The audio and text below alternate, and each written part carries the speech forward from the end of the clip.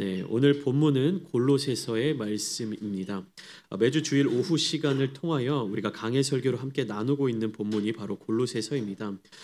그런데 오늘 함께 읽은 이 골로새서 4장 2절부터 6절까지의 본문은 강해 설교로 전달하기보다 바울이 강조하고 있는 이 주제를 조금 더 깊이 파고들어 나누면 좋겠다라는 그런 마음이 들어서 이렇게 함께 나누게 되었습니다. 강해 설교의 장단점에 대해서 간단하게만 말씀을 드리면 강해 설교의 장점은 우리가 쭉 읽어나가는 성경을 단편적으로 보는 것이 아니라, 그리고 또 주관적인 내 생각을 가지고 읽어나가는 것이 아니라 객관적인 시각으로 더 깊이 있게 또 복합적으로 우리의 시선이 아닌 하나님의 시선으로 볼 수 있다는 장점이 있습니다. 이를 통하여 성경을 내 기준대로 해석하는 것이 아니라 나의 마음과 태도를 성경의 기준에 맞추어서 나아갈 수 있게 된다는 것이지요. 반면에 강해 설교의 단점도 있습니다. 이 단점이라고 말할 수 있는 부분을 살펴보면 내가 살아가고 있는 지금 이 순간의 현실에 맞닿아서 핵심적으로 딱 내려지는 결론을 얻기가 쉽지 않다는 것입니다. 그렇게 느껴질 수도 있다는 것이죠. 물론 어느 때에는 내가 처한 상황이나 환경이 본문 말씀과 잘 맞아떨어지게 되는 경우도 있지만 대부분의 경우 나에게 적용하기 위하여서 혹은 누군가에게 필요한 말씀으로 적용하기 위해서는 한 번 더 다듬어가는 과정을 거칠 수밖에 없습니다. 왜냐하면 성경이 말하고 있는 그 시대의 상황과 그리고 성경이 말하고 있는 그 주제가 지금 오늘날을 살아가고 있는 우리와 우리의 상황과 환경과 동일하지 않기 때문에 한 번 더 해석하고 성경의 기준에 맞게 하나님의 뜻에 맞게 적용하는 과정이 필요하다라는 것이죠. 그래서 많은 설교자들은요, 강해 설교의 틀을 가지고 말씀을 전하면서도 그 안에서 목회자가 스스로가 설교자가 찾아내고 추려낸 결론을 그 설교에 담아서 전달하는 방식을 많이 사용합니다. 단순히 성경을 해석하고 분석하고 조사하는 것은 설교의 메시지보다는 성경 공부나 어떤 성경 연구의 이름으로 전달하고 설교, 하나님의 말씀이라고 정의하는 어떤 이 순간에서는 그 안에 간략하나마 주제를 전달할 수 있도록 목회자가 말씀을 묵상하고 그 묵상을 토대로 받은 은혜를 함께 나누는 것이지요. 저는 오늘 이 오전 예배의 말씀을 통하여서 바울이 골로새 교회를 향하여 주고 있는 마지막 권면의 메시지를 함께 나누고 또 오후 시간을 통하여 골로새서를 마무리하려고 합니다. 먼저 이 골로새서 4장의 구조를 살펴보면 크게 세 단락으로 나누어 볼 수 있습니다. 여기에는 어떤 메시지가 담겨져 있다기보다는 구조의 주제를 그렇게 나누어 볼 수 있다라는 말입니다. 먼저 4장은 1절 말씀을 보시겠습니다. 4장의 1절은 3장의 마지막에 붙여서 단락을 정리하는 것이 더 잘 어울리는 메시지입니다. 3장의 마지막이 어떠한 말씀이었죠? 하나님께서 이 세상 가운데 만들어주신, 이루어주신 공동체가 두 가지가 있다라고 설명을 드렸습니다. 구약의 가정 공동체, 신약에 와서 교회 공동체. 그 공동체 내에서 서로 어떤 관계와 어떤 자세와 어떤 마음으로 섬겨야 하는지를 알려주며 권면하는 내용이 골로새서 3장 마지막 부분의 내용입니다. 아내가 남편에게 복종하는 것, 남편이 아내를 사랑하는 것, 자녀가 부모에게 순종하는 것, 부모가 자녀들을 억울하게 만들지 않는 것, 종들이 상전들에게 충성하는 것, 상전들이 종들을 공평하게 대하는 것. 이와 같은 모든 태도 속에서 서로 사람을 대하듯 하지 말고 예수님을 대하듯 섬기십시오라는 것이 바울이 전하고 있는 권면의 핵심 메시지였습니다. 하나님이 세우신 공동체는 결국 하나님의 뜻대로 살아가야 합니다. 하나님의 뜻은 결국 궁극적으로 가면 무엇을 향하여 있느냐? 사랑입니다. 서로 사랑하는 것.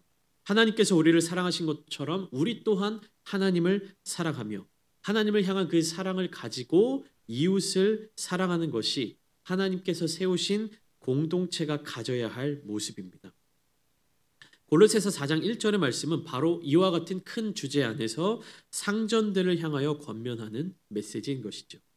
그리고 골로새서 4장의 두 번째 단락은요, 2절부터 6절까지 바로 오늘 본문 말씀입니다. 이것은 골로새 교회를 향한 이 골로새서 안에 편지에 담겨져 있는 바울의 마지막 권면입니다. 바울은 그의 마지막 권면을 이와 같이 강조하고 있는데 핵심 메시지는 무엇이냐? 성도들이여 기도에 힘쓰십시오 라는 메시지입니다. 교회란 기도에 힘써야 하는 공동체입니다. 그 시작 자체가 함께 모여 주님의 말씀에 순종하여 기도했던 공동체가 바로 교회입니다. 그리고 약속하신 성령이 그들 가운데 기도하는 그 자들 가운데 충만하게 되었을 때 그들이 변화를 받고 새 힘을 얻고 능력을 얻어서 나가서 복음을 전하고 또 회개하고 돌아온 많은 사람들이 사도들의 가르침을 통하여 함께 모여 교제하며 기도하기에 힘썼다라고 사도행전은 이렇게 나타내고 있습니다. 올해 우리 교회 주제 말씀이기도 하죠. 사도행전 2장 42절은 이렇게 기록하고 있습니다. 그들이 사도의 가르침을 받아 서로 교제하고 떡을 떼며 오로지 기도하기를 힘쓰니라. 그리고 골로새서 4장의 세 번째 단락은 7절부터 18절까지 말씀으로 오늘 오후에 나눌 텐데요. 골로새 교회를 향한 끝 인사와 함께 편지를 마무리하는 바울의 메시지입니다. 이 메시지 안에는 바울이 함께 동역하는 동역자들의 이름 그리고 어떠한 수고를 했는지에 대해서 함께 나누고 있는 그런 장면이 기록되어 있습니다. 그러면 오늘 본문 말씀인 이 바울이 골로새 교회를 향하여 중요하게 강조하고 있는 권면 기도를 계속하고 기도에 감사함으로 깨어 있으라. 이 메시지는 어디에서부터 시작되고 무엇으로부터 이어지고 있는 것일까? 성경 속의 시간을 조금 더 과거로 돌려보겠습니다.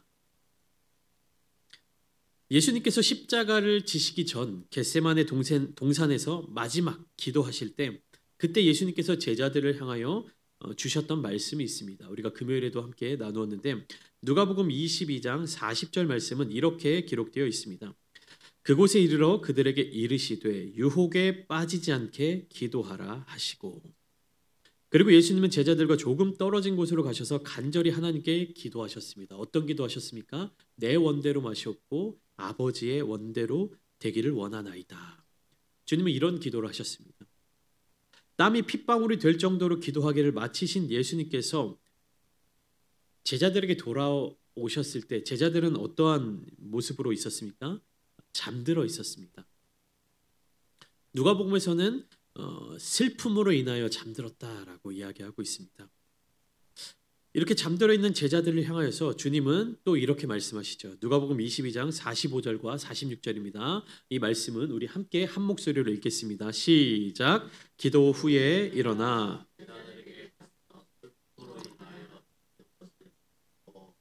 이르시되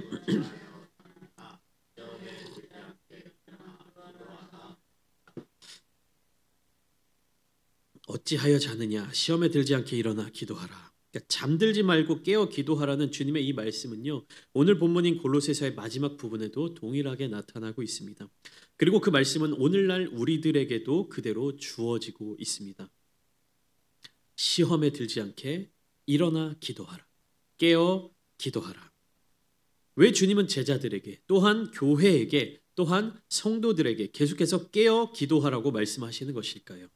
그것은 우리들의 영적인 생명과 이 기도가 직접적으로 연관이 있기 때문입니다.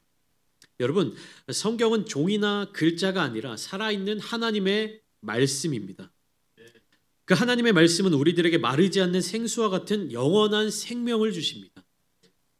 읽고 감동받고 설교를 듣고 은혜 받고 그냥 끝나는 것이 아니라 인간적인 감정으로 그렇게 감동하는 것이 아니라 하나님의 감동이 우리 가운데 머물고 그것이 결단으로 이어지고 삶의 변화로 나타나고 하나님의 나라가 확장되어 가는 역사로 흘러가야 하는 것입니다.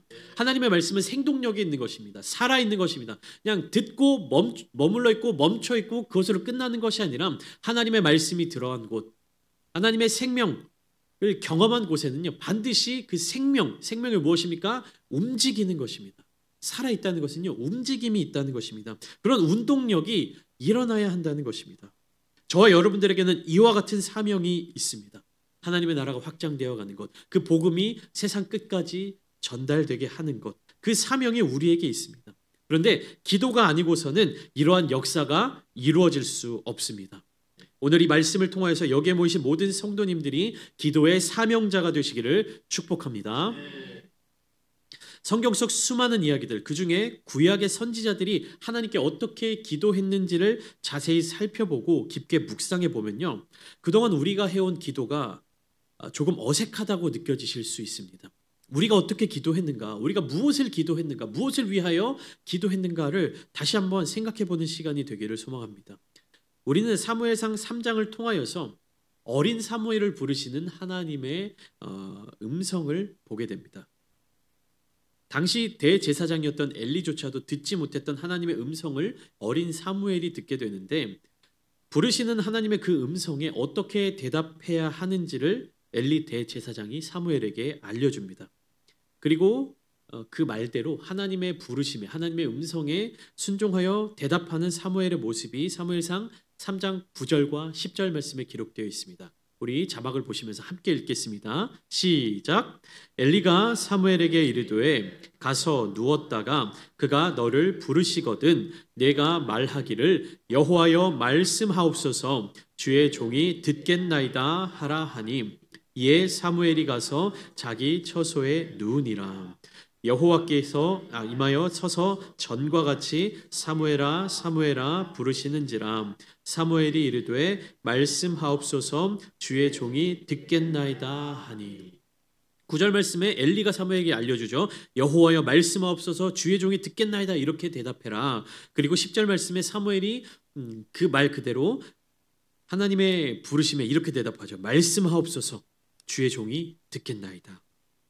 여러분, 이것이 기도의 핵심입니다. 내가 나의 힘으로 할 수 없다는 것을 인정하면서 동시에 하나님의 능력으로 할 수 있다는 고백인 것이죠. 내 뜻이 이루어지기를 바라는 것이 아니라 하나님의 뜻이 이루어지는 것을 바라는 행위가 기도입니다. 이러한 기도는 사무엘뿐만 아니라 수많은 구약시대 선지자들과 예언자들의 삶을 통해서 우리들에게 전달되고 있습니다. 진정으로 능력 있는 기도는, 응답받는 기도는 나를 비워내고 하나님으로 가득 채우는 것임을 성경을 통해서 우리는 배우고 있습니다. 그러면 왜 우리는 성경을 그렇게 열심히 보면서 성경적인 기도를 하지 못하고 있을까요? 그 이유는 우리가 성경 속에 나타나고 있는 수많은 기도들을 오해하고 잘못 보고 잘못 해석해오고 적용해오고 있기 때문입니다. 열왕기상 18장의 말씀은 우리가 기도에 대해서 어떻게 생각하고 있는지, 그리고 기도의 본질이 무엇인지를 정확하게 이해할 수 있도록 도와주는 내용이 담겨져 있습니다. 간략하게 요약해보면 북이스라엘의 왕이었던 아합과 그의 아내 이세벨이 섬기던 이방 신들과 여호와 하나님 중 누가 진정한 신인지를 가리기 위해 갈멜산에서 대결이 펼쳐지게 됩니다. 대결의 내용은 무엇입니까? 각각 자기가 섬기는 신들을 위하여 제단을 쌓아놓고 그 신에게 기도할 때 불을 내려 응답하는 신이 참 하나님, 참 신이다 라는 것이죠. 응답이 없는 신은 가짜 신이 된다라는 것입니다. 먼저 바알의 선지자들이 기도했습니다. 450명의 바알 선지자들이 열심히 기도했습니다. 그들은 아침부터 정오를 지나 저녁이 될 때까지 기도를 했지만 그들에게 아무런 응답이 없었습니다. 이제 누구 차례입니까? 하나님의 선지자 엘리야의 차례가 되었습니다. 하나님께 응답을 구하는 엘리야의 기도의 내용이 열왕기상 18장 36절과 37절에 이렇게 기록되어 있습니다. 저녁 소재 드릴 때에 이르러 선지자 엘리야가 나아가서 말하되 아브라함과 이삭과 이스라엘의 하나님 여호와여, 주께서 이스라엘 중에서 하나님이신 것과 내가 주의 종인 것과 내가 주의 말씀대로 이 모든 일을 행하는 것을 오늘 알게 하옵소서. 여호와여 내게 응답하옵소서. 내게 응답하옵소서. 이 백성에게 주 여호와는 하나님이신 것과 주는 그들의 마음을 되돌이키심을 알게 하옵소서 하매. 분명히 우리의 눈으로 볼 때는 어떤 내용으로 보입니까? 엘리야의 기도는 내가 원하는 것을 들어달라고 하나님께 기도하는 것처럼 보입니다. 하나님 불을 내려주시옵소서. 내가 그것을 원합니다. 하나님 응답해 주십시오. 이렇게 기도하는 것처럼 보입니다. 37절의 말씀 보면 여호와여 내게 응답하옵소서. 내게 응답하옵소서 이렇게 간구하고 있습니다. 그런데 여러분, 엘리야의 이 기도를 조금 깊게 살펴본다면 우리는 하나님의 응답하시는 기도의 본질을 찾아낼 수 있습니다. 엘리야가 하나님께 구하고 있는 것이 무엇입니까? 말씀을 통해 나타난 것을 다시 한번 잘 보시면 36절 말씀 한번 띄워주시겠습니까? 마지막에 보면 엘리야가 이렇게 기도하죠. 오늘 알게 하옵소서. 알게 하옵소서. 근데 무엇을 알게 하냐? 주께서 이스라엘 중에서 하나님이신 것과 내가 주의 종인 것과 내가 주의 말씀대로 이 모든 일을 행하는 것을 오늘 알게 하옵소서라고 기도하는 것입니다. 무엇입니까? 하나님이 하나님 되심을 높이고 있습니다. 그리고 나의 정체성이 바로 누굽니까? 그 하나님의 종으로 살아가고 있다라는 것이죠. 그 사명을 감당하고 있고 내가 행하는 이 일이 나의 뜻대로가 아닌 하나님의 뜻대로 행하는 일임을 알게 해달라고 간구하고 있는 것입니다. 내가 원하는 것 하늘에서 불을 내려달라 응답해달라 이렇게 기도하고 있는 것이 아니라 하나님의 하나님 되심을 높이며 내가 그 하나님의 종이며 하나님의 뜻이 이 땅 가운데 이루어질 수 있도록 간구하고 있는 기도가 바로 엘리야의 기도였던 것입니다. 여러분 그냥 성경을 쭉 읽어나가며 통독해 나가면서 흘려가면요 엘리야의 이 기도가 내가 원하니까 하나님 불을 내려주세요 이렇게 이해하기 쉽습니다. 그러나 그게 아니에요. 하나님의 하나님 되심을 높이며 내가 하나님의 사람, 내가 하나님의 종이며 그 하나님의 뜻이 이곳 가운데 이루어지게 해달라는 그 간구를 하고 있는 것입니다. 이 백성들이 주 여호와께서 하나님이심을 알게 해달라. 여러분 우리가 간구하는 모든 기도는요 바로 이러한 기도가 되어야 하는 것입니다. 육신의 연약함으로 말미암아 고통받고 계십니까? 아픔으로 말미암아 어려움을 당하고 계십니까? 여러분 그 기도를 할 때요 하나님 내가 지금 힘드니까 나를 고쳐주세요. 이렇게 기도하는 것도 물론 간절한 간구의 기도가 될 수 있지만 더 이 엘리야의 기도를 통해서 우리가 어떻게 기도해야 됩니까? 하나님 주께서 창조하신 피조물로서 주님을 찬양하는 자들로서 주님을 섬기는 자로서 이 땅에 살아가고 있습니다. 주님께서 약속하셨지 않습니까? 주님을 신뢰하는 자, 주님을 믿는 자, 주님을 경외하는 자들에게 주시겠다고 그 약속하신 그 복이 이 성경 속에 수많은 복들이 기록되어 있지 않습니까? 내가 주님의 말씀에 순종함으로 나아갈 때 회복의 은혜를 경험하게 하여 주시고 치유하는 광선을 발하여 주시어서 내가 주님의 그 능력을 힘입어 믿음으로 나아갈 때에 회복하여 주시옵소서. 이런 기도가 우리의 연약함을 통해서 나타나야 되는 겁니다. 엘리야의 기도 그 결과를 우리는 알고 있습니다. 하나님 되심을 높이며 하나님의 뜻을 구하며 내가 하나님께 속한 자로서의 삶을 살아가고 있다 고백하는 그 기도자의 결말을 우리는 알고 있습니다.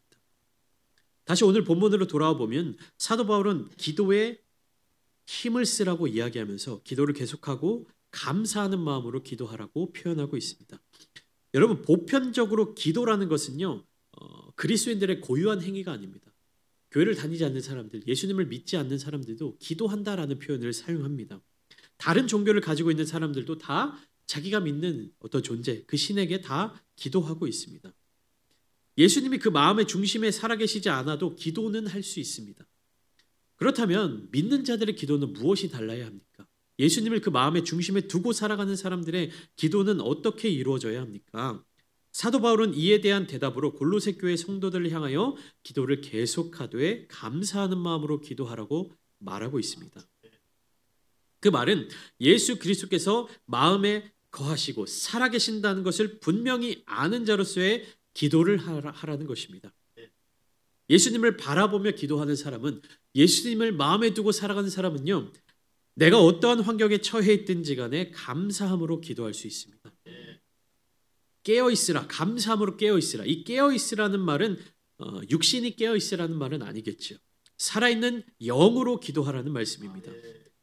여러분 기도를 많이 하는 것을 우선순위에 두지 마십시오. 가장 최우선 순위에 두지 마십시오. 많이 기도하는 것보다 더 먼저 돼야 되는 것은 무엇입니까? 영이 살아있는 기도를 해야 합니다. 영이 살아있는 기도를 하게 되면요 내가 많이 기도해야지라고 생각하지 않더라도 그 삶이 기도로 이루어져 갑니다. 영이 살아있는 기도는 어떤 기도로 이어집니까? 감사로 드리는 기도입니다. 우리가 기도를 했을 때 응답이 다 되고 나서 감사하는 것 이것은 영으로 드리는 기도가 아니에요. 이것은 누구나 다 할 수 있는 것입니다. 감사할 만한 상황이 주어졌을 때 감사하는 것은요 정상적인 사고방식 상식이 있는 사람들이라면 다 당연히 하게 되는 반응입니다.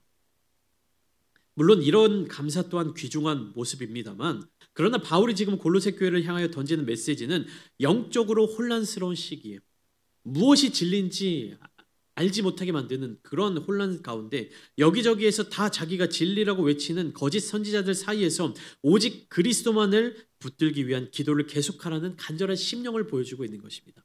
너희의 형편이 어려운 것 내가 알고 있다. 너희의 상황이 어려운 것 내가 알고 있다. 그러나 그 어려운 상황 가운데 참된 진리 되신 주님만을 붙들고 감사함으로 기도하라. 바울은 이렇게 권면하고 있는 것입니다. 주님만을 붙드는 사람 또한 주님께서 함께 하신다는 사실을 굳게 믿는 사람은요, 상황과 형편에 관계없이 감사할 수 있는 것입니다. 왜 그렇습니까? 이 때가 지나고 나면 하나님의 때가 오리라는 것을 알기 때문입니다. 간절히 구하는 자들에게 주어지는 하나님의 은혜를 알기 때문입니다.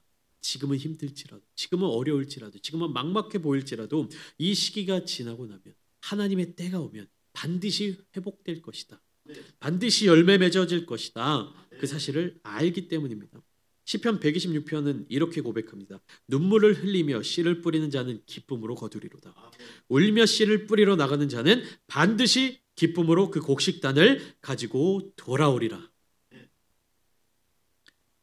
바울은요, 골로새서의 말씀을 통해 이어서 자신을 위한 기도를 부탁하고 있습니다. 여러분, 한 목표를 가진 기도, 연합하는 기도에는 능력이 있습니다. 믿음이 연약해 보이고 신앙의 초보자와 같아 보이더라도 나를 위한 기도가 아닌 너를 위한 기도를 함께 할 때 그 기도는 능력 있는 기도가 될 수 있는 것입니다. 골로새 교회가 얼마나 성장한 교회고 얼마나 성숙한 교회겠습니까? 이제 막 시작한 초보 단계의 교회입니다. 바울이 직접 개척한 교회도 아니고 바울에게 가르침을 받았던 에바브라라는 사람이 자기의 집으로 돌아가서 그네를 함께 누리고자 자연스럽게 시작된 교회였습니다. 시작되지 얼마 되지 않은 또 변변한 사역자도 제대로 갖추어지지 않은 그러한 초보 교회를 향하여서 바울은요 함께 기도해 주기를 요청하고 있습니다.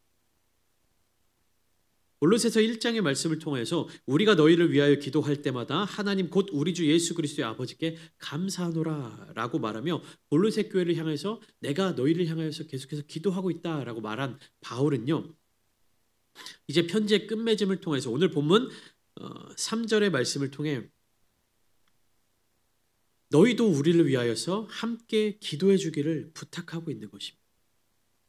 바울이 골로새 교회를 위하여 기도하는 일, 또 골로새 교회가 바울의 사역을 위하여 기도하는 일, 이 모든 기도가 어우러져 하늘로 상달될 때 그 기도는 하나님께서 기뻐하시는 기도이며 하나님의 역사를 이루어가는 기도가 되는 것입니다. 그렇다면 바울이 부탁하는 기도의 제목은 무엇입니까? 오늘 본문 3절 말씀을 함께 보시겠습니다. 또한 우리를 위하여 기도하되 하나님이 전도할 문을 우리에게 열어주사 그리스도의 비밀을 말하게 하시기를 구하라. 내가 이 일 때문에 매임을 당하였노라. 쉽게 말하면 나에게 주어진 그 복음 증거의 사명을 잘 감당할 수 있도록 하나님의 뜻을 함께 구해달라는 의미입니다. 그러면서 5절과 6절의 말씀처럼 나뿐만 아니라 너희도 하나님의 복음 증거의 사명을 위하여 지혜로운 모습을 갖추어 가도록 권면하고 있는 것이지요. 나를 위하여 기도해 주는데 나의 육신의 연약함, 나의 피곤함, 나의 재정적인 어려움, 나의 상황의 어려움, 내가 지금 감옥에 갇혀 있는 이 불편함, 그것을 위하여 기도해 달라고 바울은 요청하지 않았습니다. 무엇입니까? 하나님이 전도할 문을 우리에게 열어주사 그리스도의 비밀을 말하게 하시기를 구해달라. 내가 지금 이 상황 가운데 처해 있지만 여전히 나에게 주신 하나님의 그 사명을 감당할 수 있도록, 전도할 수 있도록, 복음을 증거할 수 있도록 그것을 위하여서 함께 기도해달라. 바울은 그렇게 요청하고 있습니다. 내가 이 일 때문에 매임을 당하여. 바울은요 자기가 옥에 갇힌 것에 대해 억울해하지 않았습니다. 하나님께 감사했습니다. 이 일 때문에 매임을 당하였다라고 고백하면서 복음 증거를 위한 기도를 함께 해주기를 요청하고 있는 것입니다. 그러니까 자기에게 주어진 하나님의 사명, 그리고 골로새 교회에게 주어진 하나님의 사명, 각자에게 주어진 그 하나님의 사명을 잘 감당하되 또 서로가 서로를 위해서 함께 기도해 주기를 요청하고 있는 것이죠. 5절 말씀을 보시면 이렇게 이야기합니다. 외인에게 대해서는 지혜로 행하여 세월을 아끼라. 5절과 6절 말씀은 바울이 골로새 교회를 향한 그 권면의 메시지를 마무리하고 있는 것입니다. 그러니까 외인에 대해서는 골로새 교회 성도들을 향하여서 교회에 다니지 않는 사람들, 너희 그 골로새 교회 그 공동체에 속하지 않는 사람들에 대하여서는 지혜롭게 행하여 세월을 아끼도록 하세요. 이렇게 권면합니다. 골로새 교회에 속하지 않는 사람들은 궁극적으로 누구입니까? 복음을 증거해야 하는 대상들입니다. 교회에 속하게끔 인도해야 될 전도 대상자들을 말하는 것이죠. 그들에 대하여 지혜로 행하여 세월을 아끼라고 권면을 하는데, 세월을 아끼는 것이 무엇입니까? 내가 복음 증거의 사명을 가지고 그 사명을 감당하기 위해 열심히 전도하고 애쓰고 있는데, 내가 지혜롭게 행하지 않으면 그 복음이 제대로 전파되지 못하기 때문에 지혜로운 행위를 통하여 복음이 전달되고 그 복음이 대상에게 뿌리를 내릴 수 있도록 하라는 의미입니다. 그러니까 그 대상들의 마음이 닫히지 않게, 마음 문이 열려 있을 수 있도록 지혜롭게 행하라는 것입니다. 내가 예수 그리스도의 강력한 그 복음의 은혜를 가지고 있습니다. 그 복음의 은혜가 너무나도 뜨겁기 때문에 막 다른 사람들을 향해서 이 복음 예수 믿으시오, 예수 믿으시오, 무작정 이렇게 외치지 말고, 그것은 무엇입니까? 함께 살아가는 이웃들, 그러니까 관계 전도를 의미하는 겁니다. 함께 살아가는 그 사람들의 마음 문이 열려서 예수 그리스도를, 그 복음을 영접할 수 있도록 지혜롭게 행하라는 것입니다. 내가 그 복음의 열정에 막 뜨거워서 마구잡이로 복음을 증거하게 되면 오히려 어떤 현상이 나타날 수 있다라는 겁니까? 그들이 거기에 대해서 마음 문을 닫게 될 수도 있다라는 것이죠. 그러니까 더욱 그 복음을 전할 대상들을 지혜롭게 대하라는 겁니다. 이것을 위하여 6절 말씀처럼 구체적으로 권면하고 있는데, 너희 말을 항상 은혜 가운데서 소금으로 맛을 냄과 같이 하라라는 권면을 덧붙이고 있습니다. 항상 은혜 가운데서 소금과 같이 말을 할 수 있는 것, 이것은 무엇을 의미합니까? 여러분, 소금은 무엇이죠? 보통 요리할 때 사용하는 조미료입니다. 적절한 곳에 적절한 양으로 첨가할 때 맛있는 요리가 완성이 되는 것입니다. 소금으로 맛을 내는 것처럼 우리의 말을 그렇게 지혜롭게 하라는 것입니다. 우리의 힘으로는 불가능합니다. 한계가 있습니다. 그러나 내 안에 예수 그리스도를 모셔서 그분으로 하여금 그 일을 감당하시도록, 역사하시도록 그렇게 기도할 때 우리는 그 은혜를 함께 나눌 수 있다는 것입니다. 여러분, 제가 살아가면서 매번 느끼는 거예요. 이 소금으로 맛을 냄과 같이 말하는 거 너무나도 어렵습니다. 소금은 어떻습니까? 소금이 필요한 요리들이 있습니다. 대부분의 요리에 소금이 들어가지만 적절한 요리에 이 소금을 어떻게 넣어야 돼요? 적당하게. 너무 과하게 넣으면 어떻게 됩니까? 짜서 먹지를 못합니다. 너무 부족하게 넣으면 어떻게 됩니까? 그 맛을 제대로 낼 수가 없습니다. 또 때로는 소금을 넣어서는 안 되는 요리들이 있겠죠. 근데 소금이 들어가서는 안 되는, 즉 짠맛이 나면 안 되는 그 요리에 소금을 넣어버리면 어떻게 됩니까? 그 요리도 인상을 찌푸리게 되죠.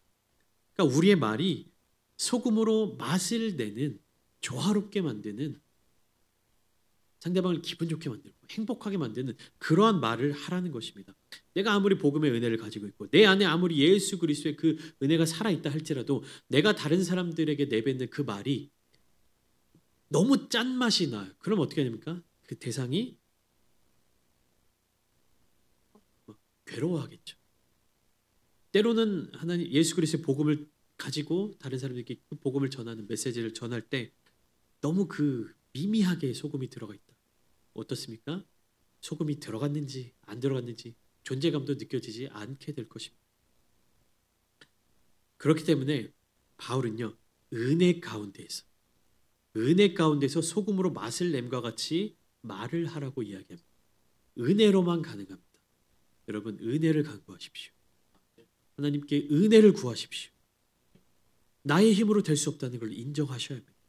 하나님의 살아계심을 구하는 기도, 나의 힘으로 할 수 없다는 고백, 내가 그 하나님께 속한 백성이라는 기도, 그리함을 통해서 하나님, 나의 뜻대로 이 세상 가운데 일이 이루어져 가는 것이 아니라 나의 연약함을 감당해 주실, 나의 연약함을 덮어 주실 그 하나님의 은혜가 이 땅 가운데 이루어지게 하여 주시옵소서. 나의 삶을 충만하게 여겨 주시옵소서. 그러한 기도를 올려드리는 기도의 용사들이 되시기를 축복합니다. 오늘 이 시간 우리가 함께 기도할 것은, 하나님, 우리가 하나님께로 나아가게 하시고 주님과 동행하게 하시고 은혜를 나누는 그리스도인들이 되게 하여 주시옵소서. 내 뜻을 관철시키는 기도를 하는 것이 아니라 오직 하나님의 뜻을 이루실 수 있도록 나를 내어드리는 기도를 하게 하옵소서. 이 시간 함께 기도하시면서 나아가시겠습니다.